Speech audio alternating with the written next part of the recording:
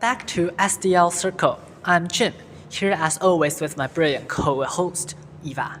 Hey everyone, thanks for tuning in. Today's episode dives into a topic that is unsettling, urgent, and frankly, something we need to talk about more. How we as a society are shaping two drastically different paths for young people. One toward college, the other toward prison. Yeah, we both just watched Alice Goffman's talk on this, and wow, it's impossible not to feel the weight of these stories. The numbers she let out alone are jaw-dropping. Our incarceration rate in the US has shot up 700% in the past 40 years.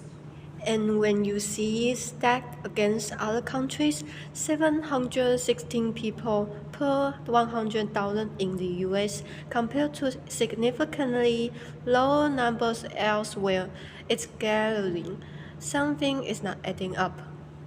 But it's not just about statistics, right? It's about real kids, real families. The part got to me the most. The stories of Chunk and Tim, heartbreaking. Exactly. Two brothers just trying to get by, and instead of being given resources to succeed, they are handed legal trouble.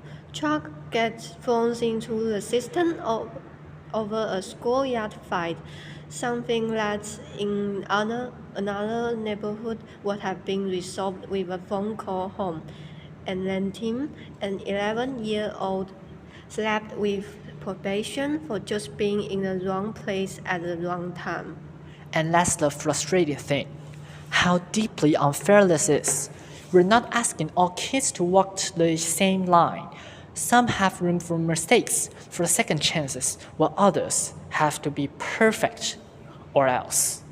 That is why framing this issue as a civil rights matter is so crucial, because when we only see it as a law and order problem, we focus on punishment. But if we acknowledge that it is about systemic inequality, then the conversation shifts toward rehabilitation, education, real opportunities. And that shift is happening, right? People like Michelle Alexander, her book in the New Jim Crow really sparked national conversations about how incarceration isn't just about crime. It's about race, poverty, history. Let's book shows things up, and look, we are starting to see some real change. Sentencing reforms, the movement to and stop and flicks, decriminalization of minor drug offense, even states like Texas, which you wouldn't immediately associate with progressive policy, are closing prisons and putting funds into education. That's the silver lining in all of this. Change is happening, even in a divided political climate. But the question remains, how much can we push? How fast we can make the shift? And that's where young people come in. They have always been at the forefront of civil rights movements, demanding better systems, ending mass incarceration, advocating for justice, making sure we truly build a system that serves everyone. That is the fight of this generation. If that's you, if you're listening and wondering, okay, but what can I do? Know this. You can start small, learn, speak up, support legislation, aim at reform, get involved in local organizations doing this work. Every bit counts. And don't let anyone tell you this is just the way things are. Change happens because people refuse to accept injustice as normal.